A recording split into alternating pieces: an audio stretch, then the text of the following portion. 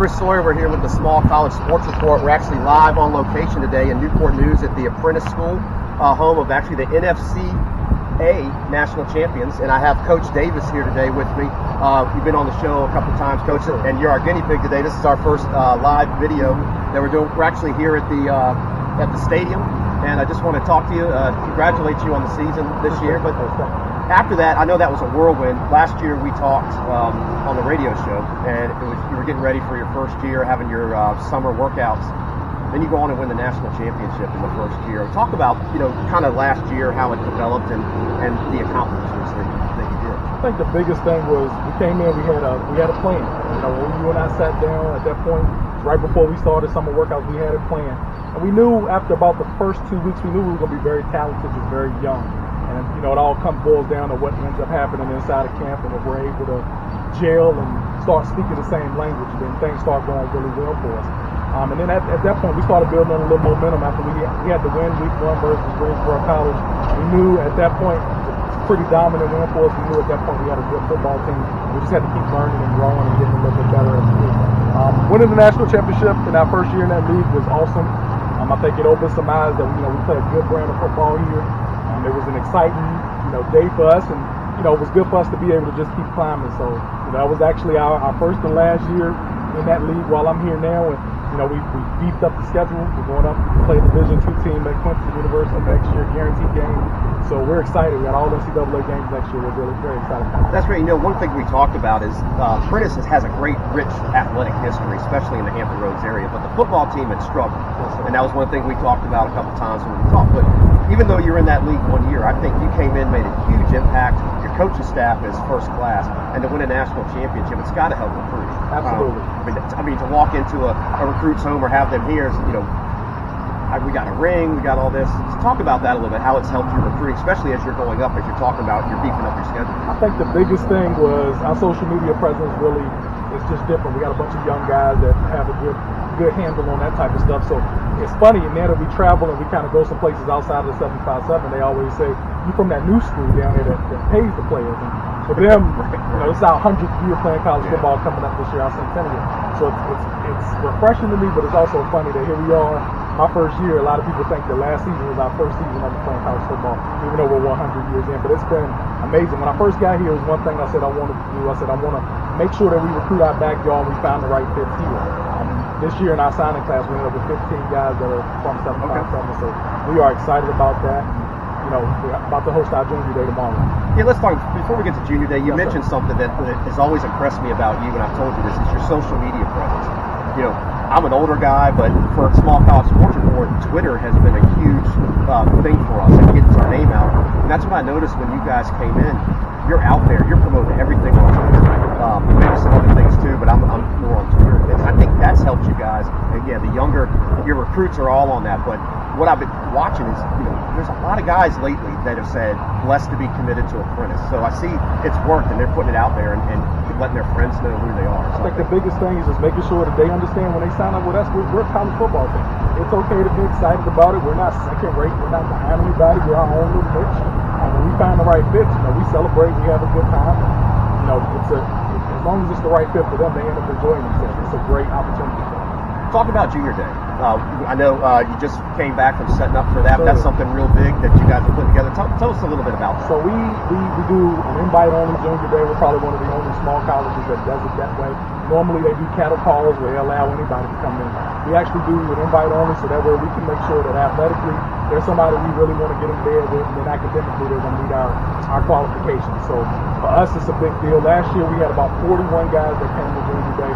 Of that 41, we extended offers to 15, and we signed 8 of them. And that was a great ratio. Yeah. This year we got 65 guys signed up coming with their families. And we'll see. We're going to get a bulk of our class from junior day because that shows the future ready. And it lets them know that early on, hey, this is where you want to be at. And it kind of lifts the curtain on us. Last year was the first athletic junior day in the program history. Football, basketball, every sport. The first time they ever allowed underclassmen on campus. And, we had a great event. That was awesome for us. And now just continuing to push the needle and making sure that people know that we're a viable option as early as every other year. And something I saw you posted last night, which makes Apprentice unique. You said not everybody can be a builder.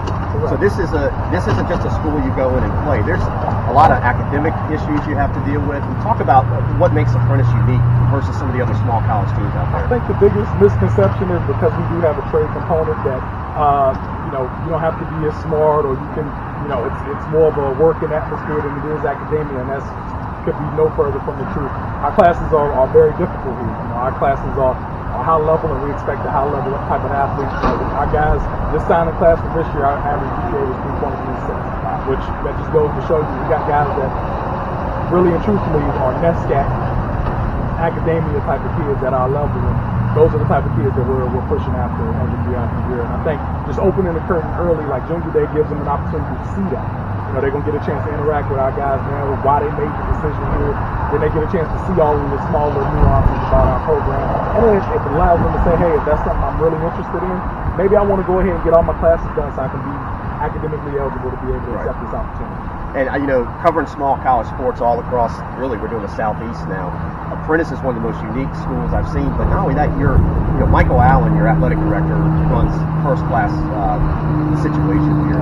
And I think the support you guys get, I'm watching your basketball, Coach Key and the basketball team, the baseball team, good grief, #1 in the country. Yes. So Apprentice, right, it's not your first year. Apprentice is out there ranked, and you guys are kind of like the NCAA affiliate. So you're able to play, as you said, there's some small colleges, if you don't have the correct accreditation, you're not able to play the NCAA schools. So you guys have that ability to pretty much play who you want to play. So what we're able to do, because of that agreement that we have with the NCAA, we're able to function as an NCAA opponent for Division III, Division II, FCS. We're able to function as an accountable game for them. So statistics count. That's a big thing for us. As long as we can continue with that relationship, and we're right where we want to be.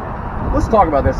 People can't see this, but we're sitting here off 664. But I grew up in Hampton Roads. I've passed this stadium a million times, and the first thing my daughter said, the builder of great ships, and I think that says everything on what you guys do. They're coming to play football, but they're really coming to get a career and set themselves up for the rest of their lives. I mean, shipbuilding in Hampton Roads is second to none, and one of the biggest in the world.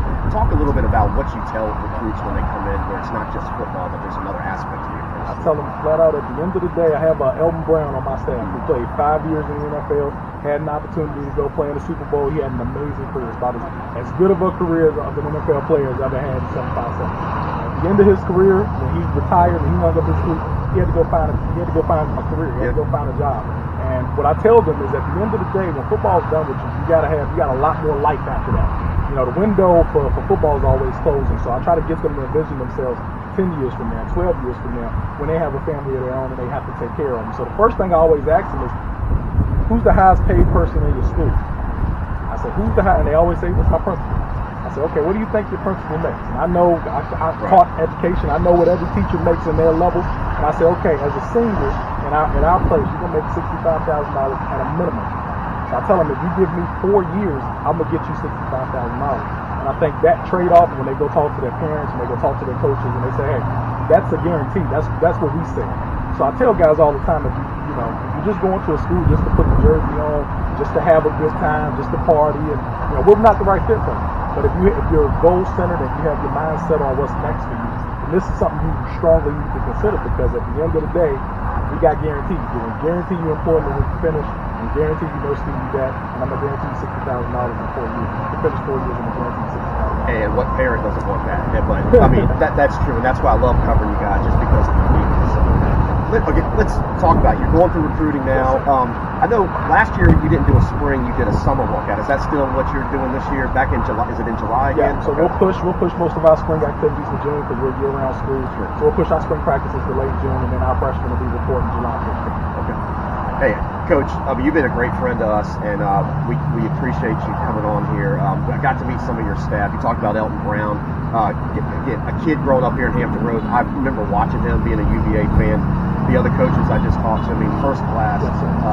You're bringing back Apprentice football to where it needs to be. And I think that was one of the things you set out to do when we talked before. So, is there anything else you want to say about Junior Day, or really, let's go there. If someone's interested and they think maybe I do qualify, I want to find out more, what's the best way to get in touch with you guys? I know you're out recruiting, but if someone wants to contact you, what do you recommend? Absolutely. I'm on every social media at Apprentice HFC.